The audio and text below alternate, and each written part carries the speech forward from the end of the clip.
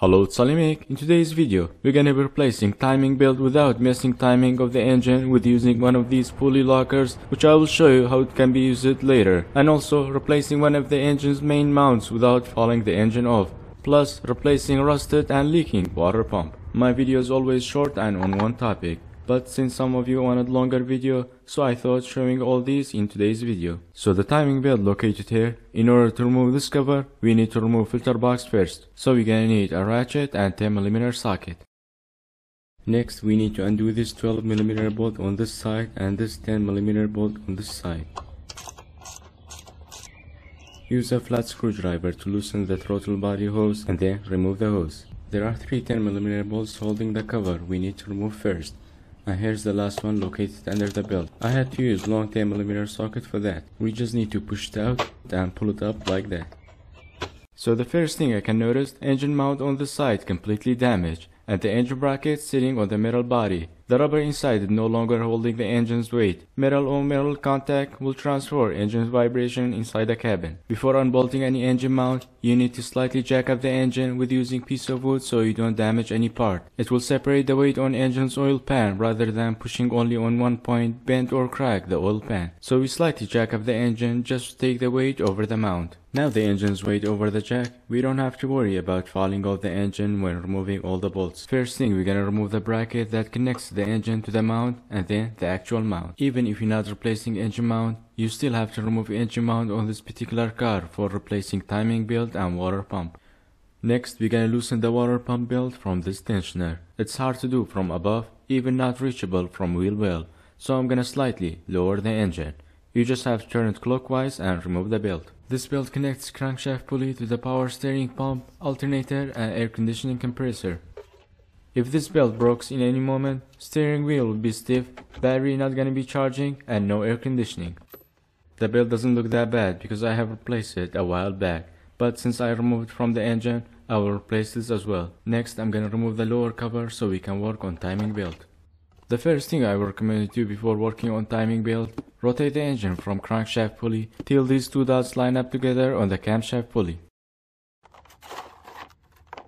This is the camshaft pulley locker and this is the crankshaft pulley locker. You can use this tool for locking the pulleys and replacing timing belt without changing timing of the engine. In my opinion, it's a good tool to have for replacing timing belt, and you can use it for a variety of car models. And the other piece for locking crankshaft pulley. Even if your car has a space between the pulley and the engine body or the oil pan, it comes with a spacer to compensate that distance. So on this particular car, we cannot lock the camshaft pulley because the timing belt behind this pulley, so we have to remove this pulley, otherwise we can't remove the timing belt.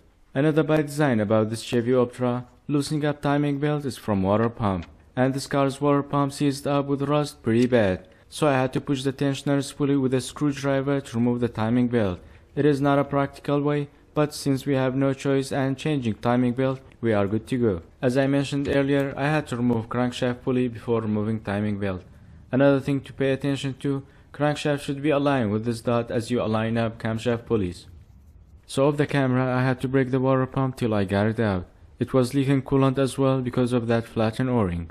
So in order to turn this rusted oiled engine from this to this, I had to use some heavy duty degreaser for removing oil, and using Dremel to clean the rust inside the water pump hole and where the o-ring will be sitting.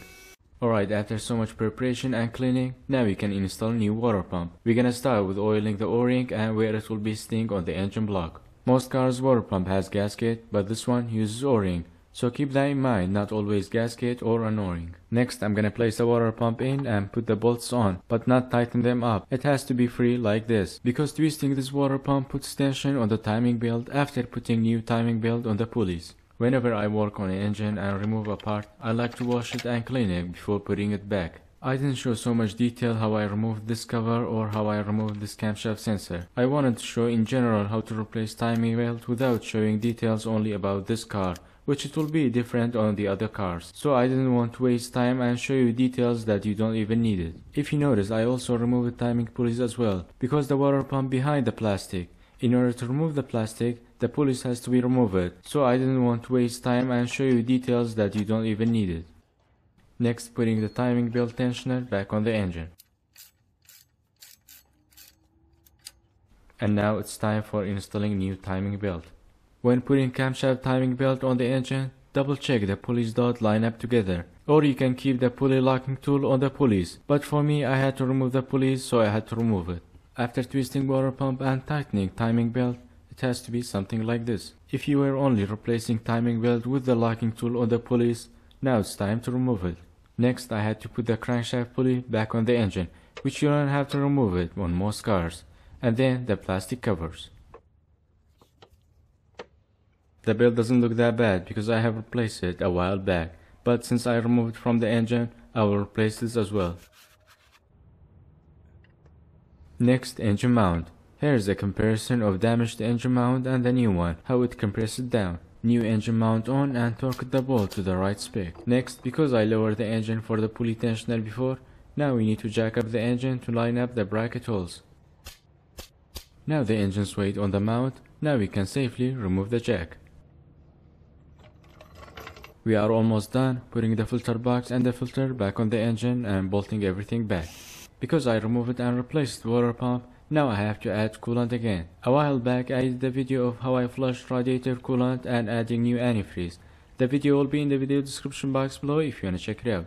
We are finally done. We managed to replace engine mount, belts and the water pump. And the pulley locking tool will be handy if you are only replacing timing belt. And for those of you who were asking why my tools always clean, after every work on a car, whether if it's personal maintenance or for video, I use brake cleaner and wipe every tool and then put them back. Clean and organizing tool will make the job easier. Okay, that's it for this video. Hope the video was helpful and learned something new. If it was, like and subscribe if you haven't already, and I will see you in the next one. Bye for now.